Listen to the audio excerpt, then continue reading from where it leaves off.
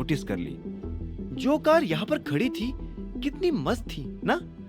अभिनव का दिल फिर से धड़कने लगा।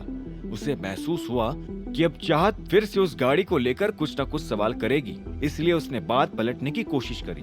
तुम वो छोड़ो, ये बताओ कौन से रेस्टोरेंट में जाना है। चाहत ने अभिनव की ओर देखा पर वो कुछ डिसाइड नहीं कर पाई। यहाँ से तो चलो, जो रास्ते पर अच्छा दिखेगा वही खा लेंगे। अभिनव सिर हिलाते हुए गाड़ी स्टार्ट करने लगा। तभी उसने साइड मिरर में देखा कि कुछ ही दूरी पर खड़ी गाड़ी के अंदर बैठा आदमी उसे ही देखे जा रहा था और उसके डैशबोर्ड पर एक कैमरा रखा हुआ था। कैमरा देखते ही अभिनव हैरान हो गया। अभिनव और चाहत अब जिम से बाहर आकर गाड़ी में बैठकर लंच करने के लिए निकल रहे थे। अभिनव ने देखा कि उसके जैसी वो गाड़ी तो अब गायब हो गई थी, जो पहले बगल में पार्क थी।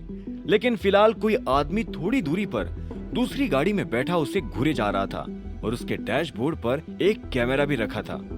Let's go. चाहत ने सीट बेल्ट लगाकर चलने के लिए कहा। अभिनव अभी भी टेंशन में था कि वो आदमी कौन है। वो उसके करीब जाकर उसे निपटना चाहता था, लेकिन फिलहाल उसके साथ चाहत भी थी, इसलिए उसने उसको इग्नोर किया। अभिनव ये क्या है? इतने में चाहत ने कहा और वो उसके चेहरे के बिल्कुल करीब आ गई। अभिनव उसे अपने इतने करीब आते देख घबरा गया। इससे पहले कि वो कुछ कहता, चाहत ने अपनी उंगलियां अभिनव के चेहरे पर रख दी। टॉवेल का धागा लगा था, चाहत ने कहा और धागा फेंक दिया।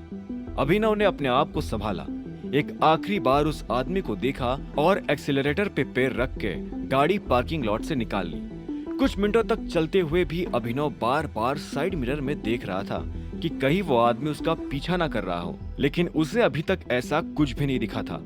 हालांकि इससे पहले कि और कुछ खतरा सामने आ जाए, अभिनव ने जल्द से जल्द चाहत को उसके घर वापस छोड़ने का सोचा। हाँ, उस वाले रेस्टोरेंट पर चलते हैं, चाहत ने इशारा करते हुए कहा और फिर अभिनव के हाव भाव नोटिस किए जो उसे थोड़े सीरियस लग रहे थे। क्या बात है, क्या सोच रहे हो? अभिनव ने फिर से बात पलटने की कोशिश की ताकि चाहत को कुछ अजीब ना लगे। यही सोच रहा हो कि फ्री का खाना हजम होगा भी या नहीं। चाहत हंस पड़ी। अगर नहीं हजम हो तो मुझे बिल का अमाउंट तुरंत ट्रांसफर कर देना। अभिनव चाहत की बातों पर हंसने लगा और उसने उसके बताए रेस्टोरेंट के पास गाड़ी लगा दी। खाना खाने के बाद अभिनव चाहत को उसके घर छोड़ाया और अब शाम भी होने को आई थी।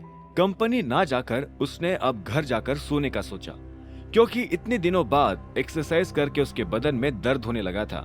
सिंह परिवार के घर में घुसते ही अभिनव ने देखा कि वहां कोई नहीं था।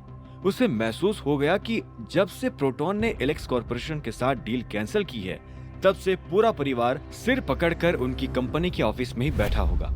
यही सोचते सोचते अभिनव को यह भी एहसास हुआ कि उसके जैसे पावरफुल आदमी के लिए कितना आसान था किसी भी आम इंसान को तंग कर पाना।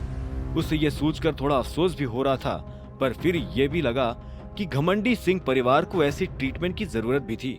अपने बेडरूम में जाते ही वो इस कदर सो गया कि उसकी नींद फिर सीधा 12 घंटे बाद अगली सुबह खुली। आंखें खोलते ही उसे अपने सामने अनन्या नजर आई, जो मेकअप कर रही थी। गुड मॉर्निंग, अभिनव ने धीरे से कहा। अनन्या ने शीशे में से उसकी ओर देखते हुए पूछा, एक बात बताओ, तुम अभी कहाँ काम कर रहे हो और किस पोजीशन पर हो? अभिनव ने एक बार पलक झपकाई और फिर बेड से उठते हुए कहा, imaging securities, general manager.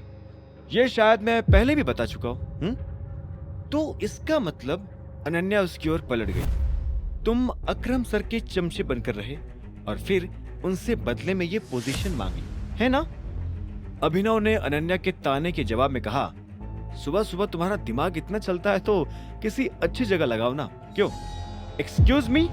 Ananya उस पर भड़कने वाली थी कि तभी अभिनव तुरंत ही उठकर बाथरूम में चला गया। कुछ देर बाद नहाकर जब वो बाहर आया तो अनन्या वहां से जा चुकी थी। उसने भी जल्दी से कपड़े पहने और बाहर निकलकर डाइनिंग टेबल पर पूरे परिवार को ज्वाइन कर लिया, जो कि ऑलरेडी अपना आधा नाश्ता कर चुके थे। कुर्सी पर बैठते ही अभिनव को लगा कि वो सिंह परिवार का आज का डिस्कशन मिस कर चुका था और अब आगे जो बात होगी उसको समझने में उसे तकलीफ होने वाली थी। अभी भी उम्मीद है दादाजी, मैं आज ही प्रोटॉन पब्लिशर्स जा रही हूँ। उनसे मीटिंग करके मैं ये क्लियर करके आऊंगी कि उन्हें इस डील के किस पार्ट से प्रॉब्लम है, अनन्या ने कॉन्फिडेंटली कहा। हाँ बेटा, आज तो डील एकदम पक्की करके ही आना, शर्मिला ने उसका हौसला बढ़ाते हुए कहा। आगे की कहानी जानने के लिए देखें अगला एपिसोड सिर्फ पॉकेट एफएम के यूट्यूब चैनल पर और द रिटर्न ऑफ टाइगर के सारे एपिसोड्स को सुनने के लिए डिस्क्रिप्शन में दी लिंक से डाउनलोड करें पॉकेट एफएम ऐप।